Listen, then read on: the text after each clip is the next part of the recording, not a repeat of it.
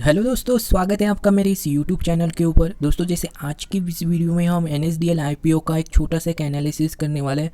दोस्तों, इनका IPO तो अभी अनाउंसमेंट नहीं हुआ है, पर लेकिन IPO आने से पहले ही हम एक छोटा सा इसका एक एनालिसिस करने वाले हैं। तो दोस्तों, चलते हैं आज के हमारे इस एनालिसिस के ऊपर। तो दोस्तों, जो इनका Q2 का एक रिज़ल्ट डिक्लेयर किया गया था, तो इनका Q2 के रिज़ल्ट में सबसे ज़्यादा इनको जो इनकम मिली थी वो थी डिपॉजिटरी सर्विस को देकर। तो डिपॉजिटरी सर्विस क्या होती है, NSDL क्या है, तो सबसे पहले हम इसके बारे में समझने की कोशिश करेंगे। तो दोस्तों, क्या होता है, जैसे 1996 से ट्रेडिंग्स वो क्या हो गया, इलेक्ट्रॉनिक फॉर्म्स में हम स्टार्ट हो चुकी थी। तो NSDL क्या करती है, सिक्योरिटीज़ को क्या करती है, इलेक्ट्रॉनिक फॉर्म्स में स्टोर करके रखते हैं। जैसे आप चाहे किसी भी तरह की सिक्योरिटीज़ हो, जो इक्विटी हो, डेब्ट सिक्योरिटीज़ हो, उसको क्या करती है, इलेक्ट्रॉनिक फॉर्म्स में क्या करती है, स्टोर करके रखते हैं। जैसे आप अपने डीमैट अकाउंट में अपने स्टॉक्स देखते हो कि वो स्टॉक्स कहाँ पे सेव रहते, वो ब्रोकर्स के पास सेव नहीं रहते, वो रहते हैं स्टॉक्स रहते हैं डिपॉजिटरीज के पास, क्या रहते हैं, सेव करके रहते हैं। तो दोस्तों, ये काम होता है डिपॉजिटरीज का। इंडिया में दो तरह की डिपॉजिटरीज है, एक NSDL और दूसरी है CDSL। तो दोनों भी डिपॉजिटरीज क्या करती है, स्टॉक्स को क्या करती है, स्टोर करके रखती है।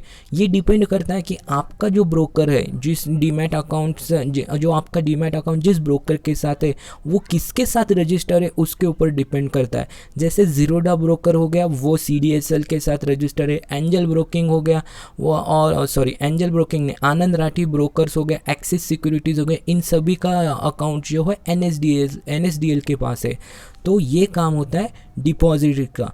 जैसे बैंक्स में हम पैसे को सेव करके रखते हैं, वही डिपॉजिटरीज क्या करती है, हमारे स्टॉक्स को, हमारे फाइनेंशियल इंस्ट्रूमेंट्स को क्या करती है, वो सेव करके रखते हैं। तो दोस्तों, जैसे Q2 का रिजल्ट में हमने देखा सबसे ज़्यादा जो सोर्स ऑफ इनकम इनको मिलता है, तो 82% वो डिपॉजिटरी सर्विस को देखकर ही मिलता है।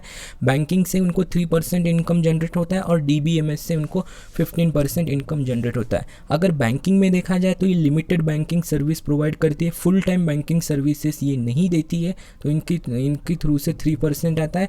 DBMS यानी डाटाबेस मैनेजमेंट सिस्टम, उसके थ्रू से 15% ये इनकम आता है। जैसे हर एक इंडिविजुअल्स का क्या करते हैं, वो रिकॉर्ड रखते हैं। जैसे आप हो गए, आपके डीमैट अकाउंट में कौन कौन से स्टॉक्स है, कौन कौन से शेयर्स है, इनका एक रिकॉर्ड रखना। हाईली क्लास टेक्नोलॉजी और सर्विस और हाईली एडवांस सॉफ्टवेयर इनके पास रहते हैं, ताकि किसी भी तरह का अगर ये अटैक हो जाता है, या फिर जैसे हम आए दिन सोचते हैं टेक्निकल ग्लिच आती है, ये नहीं आने चाहिए। इसीलिए ये क्या करते हैं, हाईली एडवांस सॉफ्टवेयर और टेक्नोलॉजीज़ यूज़ करते हैं।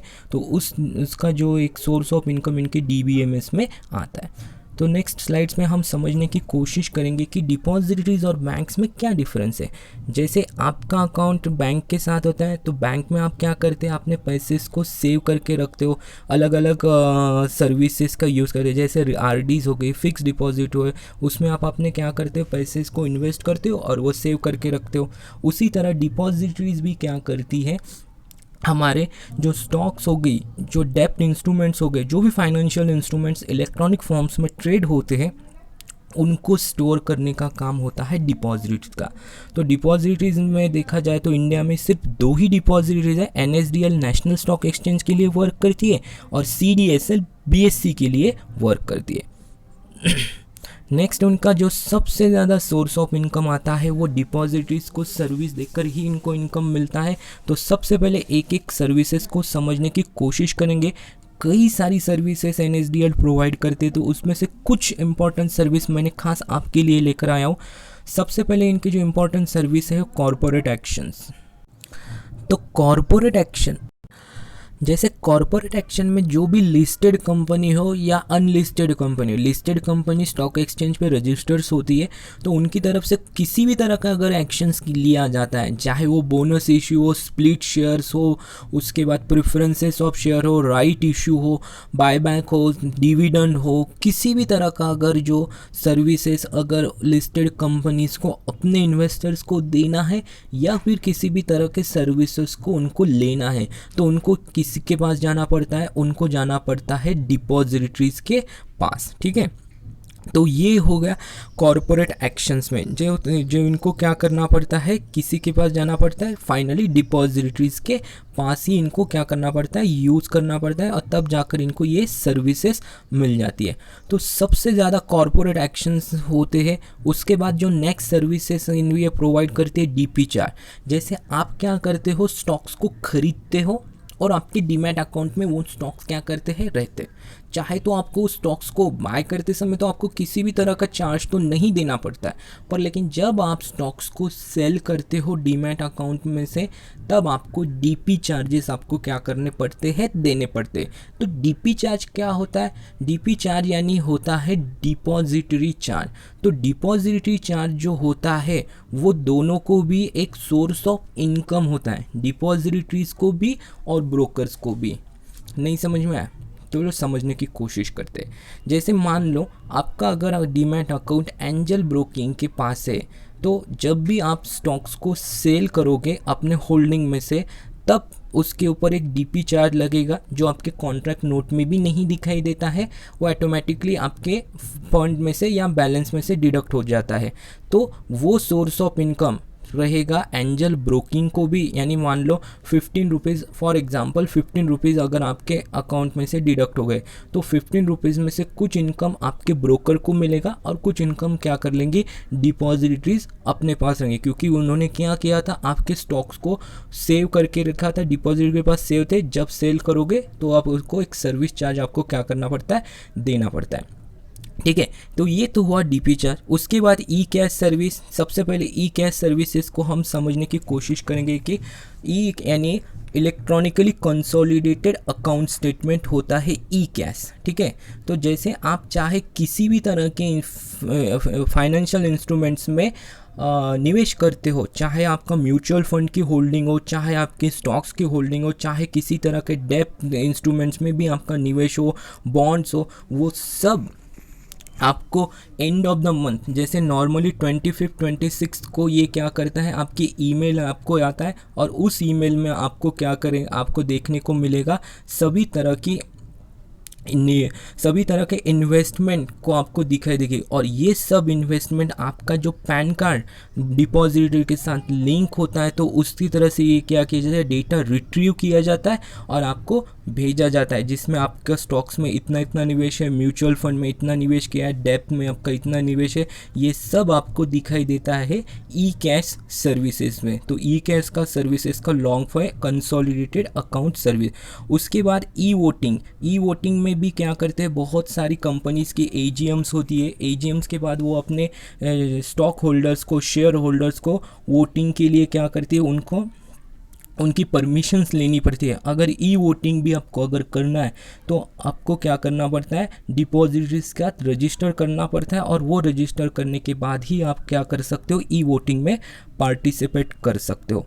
तो दोस्तों ये थी रही कुछ कॉर्पोरेट एक्शन। जैसे कुछ और एग्जांपल्स मैं आपको बताना चाहूँगा कि आयशर मोटर का जो स्टॉक्स था वो स्प्लिट हुआ था 10:1 रेशो में, तो वहाँ पे भी उनको भी क्या करना पड़ा था, डिपॉजिटरी के पास जाना पड़ा था और वो सर्विस यूज़ करनी पड़ी थी। येस बैंक के इस केस में देखा था हमने 5 मार्च को आरबीआई ने रेस्ट्रिक्शंस लगाए थे। उनके 75% इक्विटी शेयर्स थे वो 3 साल के लिए लॉक इन हो गए थे।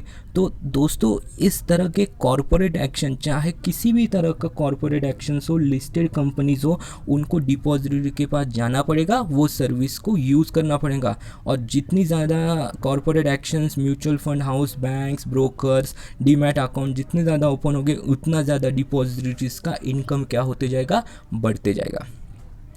तो दोस्तों चलते हैं हमारे नेक्स्ट स्लाइड्स के ऊपर। तो नेक्स्ट स्लाइड्स में हम ये समझने की कोशिश करेंगे कि मार्केट एक्सपर्ट्स क्या कर रहे हैं। मार्केट एक्सपर्ट का कहना है कि उनके जो एग्जिस्टिंग कुछ शेयर होल्डर्स है वो ऑफर फॉर सेल से अपने हिस्सेदारी को बेचना चाहेंगे। लगभग एनएसडीएल अपने 1000 करोड़ क्या करना चाहती है, आईपीओ से मार्केट में से पैसा उठाना चाहती है, और existing share holder offer for sale की तरफ से अपनी हिस्सेदारी बेचने वाले हैं। हो सकता है ये ज़्यादा भी हो।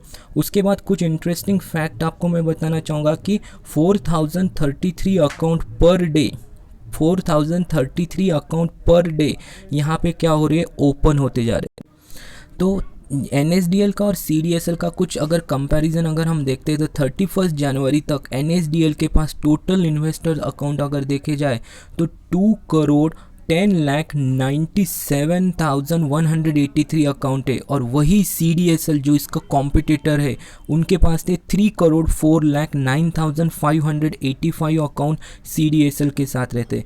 दोस्तों NSDL और CDSL इनका बिजनेस मॉडल काफ़ी अच्छा है। जितने ज़्यादा डीमैट अकाउंट ओपन होंगे, जितने ज़्यादा कॉर्पोरेट एक्शन होंगे, जितने ज़्यादा म्यूचुअल फंड हाउस किसी भी तरह का एक्शंस लेंगे, उतना ज़्यादा इनका सोर्स ऑफ इनकम क्या होते जाएगा, बढ़ते जाएगा, उतनी ज़्यादा इनको इनकम होती जाएगी। तो इनका इनकम जो डिपेंड करेगा इसके ऊपर है। दूसरी बात, कोविड-19 में बहुत सारे डीमैट अकाउंट यहाँ पे ओपन हो चुके थे, उसकी वजह से इनको क्या किया था, बहुत ज़्यादा सर्विस प्रोवाइड करनी पड़ेगी हर एक इंडिविजुअल्स को।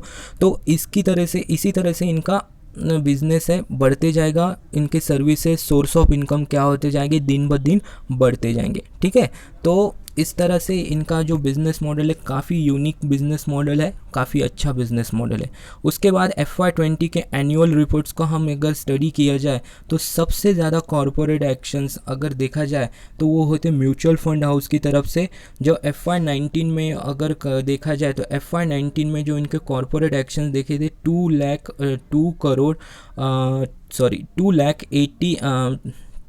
2,84,811 कॉरपोरेट एक्शन हुए थे। जो FY20 में अगर हम देखा जाए तो 3,16,715 कॉरपोरेट एक्शन हुए थे। तो अगर देखा जाए तो ईयर ऑन ईयर बेसिस 11% की यहाँ पे क्या हुई थी, ग्रोथ हुई थी। उसके बाद हम चलते हैं नेक्स्ट स्लाइड्स के ऊपर। नेक्स्ट स्लाइड्स पर जाने से पहले देखिए तो सबसे ज़्यादा अगर कॉरपोरेट एक्शन हुए हैं इसमें, तो सबसे ज़्यादा कॉरपोरेट एक्शन म्यूचुअल फंड के हाउस की तरफ से हुए। तो 3,16,715 कॉरपोरेट एक्शन में से म्यूचुअल फंड हाउस का अगर देखा जाए तो 2,92,763 जो कॉरपोरेट एक्शन थे वो म्यूचुअल फंड हाउस के थे। उसके बाद देखा जाए NSDL के पास कितने सारे banks, clearing corporation, custodian, financial services companies register है, ये इसका एक चार्ट है। Total number of banks NSDL के पास 44 बैंक्स है, foreign banks 7 foreign banks register, एक NBFC है, और देखा जाए तो सबसे ज़्यादा रजिस्टर है इनके पास है तो स्टॉक ब्रोकर। ठीक है, तो स्टॉक ब्रोकर सबसे ज़्यादा इनके पास रजिस्टर है। उसके बाद कुछ ऐसे ब्रोकर्स हैं जिनका NSDL के साथ टाइप है, तो उसमें हो गया कार्वी म्यूचुअल फंड हाउस, आनंद राठी, एक्सिस सिक्योरिटी। उसके बाद इन सभी का जो देखा जाए तो ये सभी ब्रोकर्स NSDL की सर्विसेज को यूज़ करते हैं। उसके बाद नेक्स्ट अगर देखा जाए तो क्वार्टरली रिजल्ट आपको यहाँ पे दिखाई देंगे। तो दोस्तों वीडियो को अगर पॉज करके भी आप इस क्वार्टरली रिजल्ट्स को क्या कर सकते हो, एनालाइज कर सकते हो, ताकि वीडियो काफ़ी लंबा हो जाएगा अगर मैं हर एक रिज़ल्ट को मैं अगर आपको एक्सप्लेन करूं।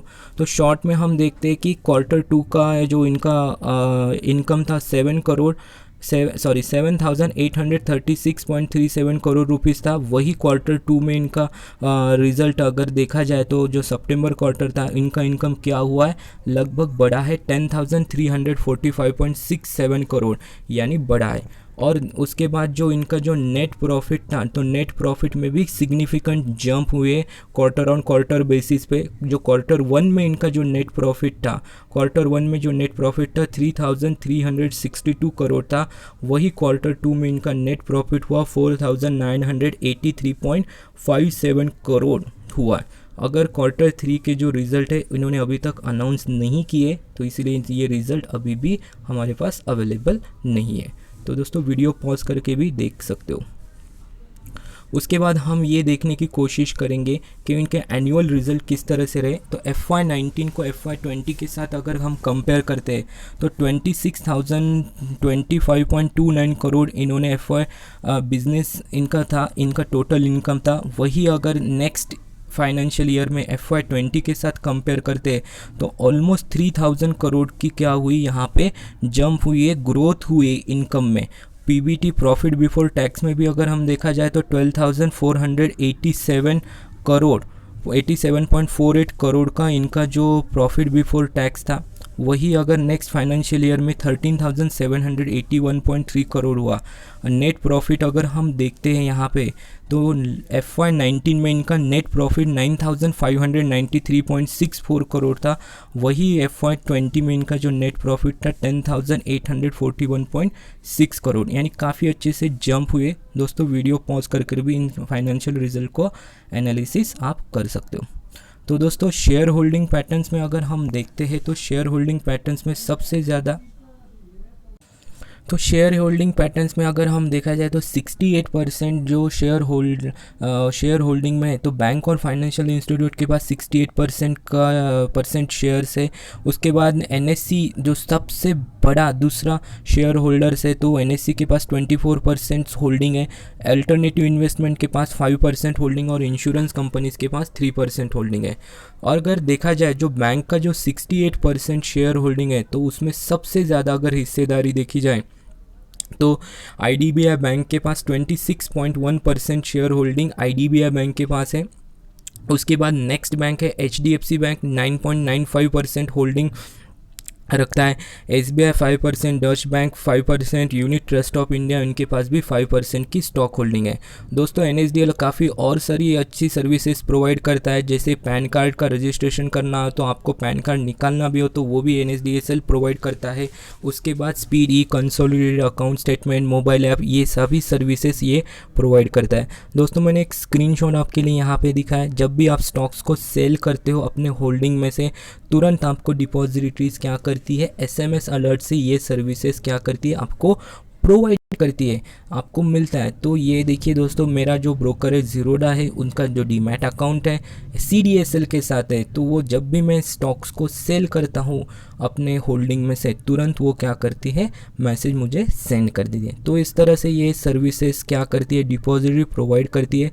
तो दोस्तों मेरी तरफ से NSDL IPO में निवेश करने का किसी भी तरह का रिकमेंडेशन नहीं था, एक छोटा सा एनालिसिस मैंने खास आपके लिए लेकर आया। तो दोस्तों ये एनालिसिस अगर आपको अच्छा लगता है तो इस वीडियो को लाइक कीजिए, अपने दोस्तों के साथ शेयर कीजिए। अगर अभी तक आपने मेरे चैनल को सब्सक्राइब नहीं किया तो please subscribe my channel maths UI, जहां नॉलेज है सुप्रीम।